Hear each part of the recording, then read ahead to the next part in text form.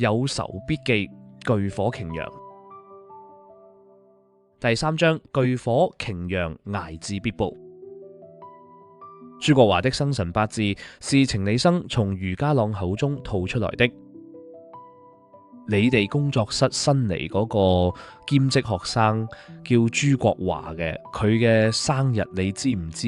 程理生若無其事地問。余家朗想到想，好似係 XX 月 XX 日，係上個月佢生日，我哋仲一齊食咗飯。程理生記下日期，回家後排了一個命盤。由於沒有準確的出生時辰，他唯有憑藉朱國華的體型、相貌以及從余家朗口中聽聞的過往事跡，反覆推敲出一個大概時辰，反正命理之說。於他而言，從來只是輔助參考，而非定案之據。紫微斗數的星盤一展開，他不由得倒吸一口涼氣。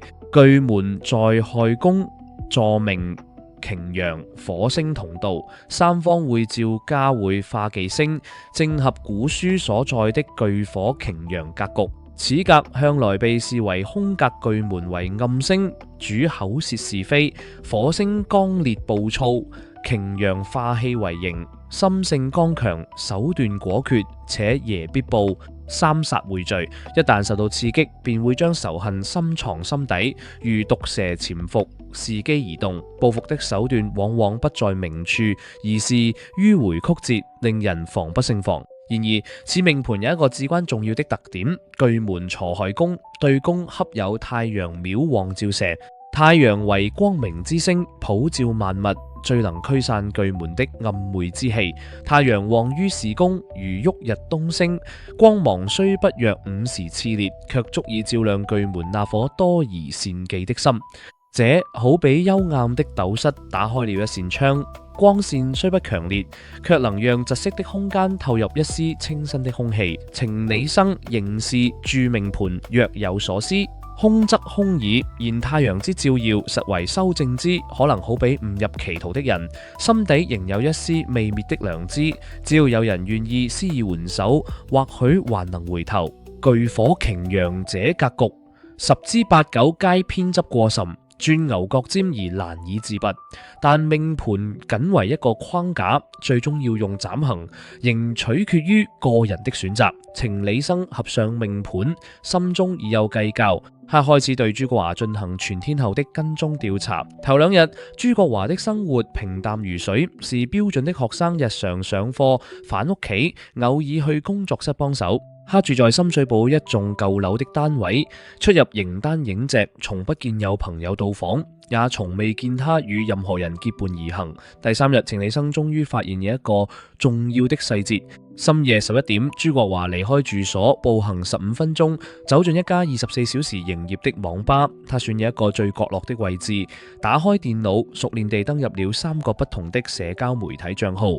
程理生隔住2排機位坐下，假裝打機，實則用眼角餘光試圖觀察朱國華的屏幕，但角度太偏，視線受阻，看不清楚具體內容。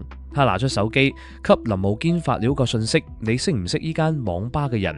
我需要佢哋幫我調監控。15分鐘後，林慕堅回覆：搞掂咗，呢間網吧嘅老闆係我爸嘅牌友。程理生無語：你爸嘅牌友遍佈全港？有錢人嘅社交圈子，你唔明演，自己同老闆講，報我個名就得。程理生找到老闆，表明來意，順利調出了朱國華座位上方的監控畫面。畫面清清楚楚地顯示，朱國華登入的3個賬號，正是陳嬌嬌收到騷擾信息的那3個假賬號，鐵證如山，無可抵賴。但程理生沒有急於收網，他要查個水落石出。朱國華是怎麼拿到陳嬌嬌的住址的？那些 3D 打印的公仔和 AI 合成的影片是用誰的設備製作的？接下來的調查如履薄冰，每一步都要小心翼翼。他潛伏到朱國華住所的外圍，當然不是破門而入，而是借助對面大廈的公共走廊，用望遠鏡觀察朱國華的窗戶。他清楚看見朱國華的房間裏擺放着一套完整的 3D 打印設備，桌上散落住幾個半成品的人形公仔，輪廓隱約可辨，與陳嬌嬌收到的那些如出一轍。他進一步追查，發現朱國華用同一個網購賬號購買了3個微型攝錄鏡頭和2個遠距離收音器，收貨地址正是深水埗的住所，收件人寫住朱先生，林務堅那邊亦大有斬獲。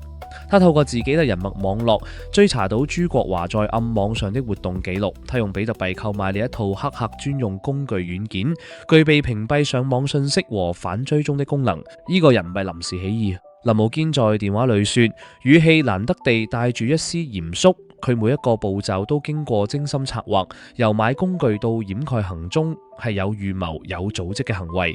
我知，程理生說，我而家就差一件事，佢嘅動機。2日後，程理生在朱國華住所樓下的茶餐廳偶遇了他。朱國華，程理生端着一杯奶茶，買字坐到他對面。朱國華抬起頭，臉上的表情由困惑轉為警覺。你係邊個？我叫程理生，私家偵探。我想同你傾下陳嬌嬌嘅事。朱國華的臉色擦地白了，他的手不自覺地握緊着手中的筷子，下一秒就突然脫力，將筷子丟到桌底下。我唔知你講咩，係咩？程理生拿出手機，翻出幾張截圖、監控畫面、網購記錄、暗網活動證據。呢啲嘢如果我交俾警方，你估會點？朱國華沉默良久，茶餐廳裏的喧囂仿佛隔了一層玻璃，他周圍的空氣凝固如冰。你想點？他終於開口，聲音沙啞而低沉。我只係想知點解。朱國華低下頭，肩膀微微顫抖。過了許久，他才抬起頭來，眼眶通紅，淚光閃爍。你中學嗰陣有冇試過被人當眾羞辱？他的聲音很輕，輕得幾乎被茶餐廳的嘈雜淹沒。嗰種感覺好似俾人剝光衫掉響街道，所有人都在笑你。你係講中午嗰年嘅事？你連呢個都知？朱國華苦笑，笑容苦澀如黃連。係就係嗰件事，我中意佢，追咗佢半年，寫情信，送早餐，喺佢屋企樓下等佢放學。佢從來冇正面回應過我，只係一味被有一日我喺課室門口堵住佢，問佢到底想點。他停頓了一下，像在回憶一段刻骨銘心的痛苦經歷。佢當住全班同學嘅面講：你照下鏡啦，死肥仔，我睇見都想嘔。你憑咩追我？全班都笑，有人拍台，有人吹口哨。嗰一刻我覺得個天冧落嚟。程理生沒有說話，只是靜靜地聽着。之後嘅日子，每日都有人叫我死肥仔，有人模仿嬌嬌嘅語氣講照下鏡啦，連老師睇我嘅眼神都帶住同情。朱國華的眼淚終於奪眶而出，他狼狽地用衣袖胡亂擦了一把。我轉咗校，但嗰啲記憶跟住我，好似鬼咁，點都甩唔甩。所以你揀咗報復，我冇諗過要報復。朱國華突然提高聲調，引來鄰桌側目。他連忙壓低聲音，繼續說：起碼一開始冇，我只係想話俾佢知被羞辱係咩感覺。但開始做咗之後就停唔到落嚟，見到佢驚慌嘅樣，我有一種奇怪嘅快感。後尾你去咗余家朗嘅工作室兼職，發現佢都俾陳嬌嬌拒絕過，於是更加理直氣壯，覺得自己幫老細出一啖氣，啱唔啱？朱國華愣住啦，你連呢個都知？我查咗你好耐。程理生說，你覺得自己嘅行為好正義係咪？幫老細報仇，懲罰一個似靚行兇嘅女仔。朱國華沒有否認，沉默即是最好的回答。程理生嘆一口氣，朱國華，你知唔知你做嘅事係刑事罪，跟蹤、騷擾、網絡欺凌，未經同意發布他人私隱呢啲罪名加埋，夠你坐幾年監。朱國華的臉色徹底變白，白如紙張。但我可以俾你一個機會。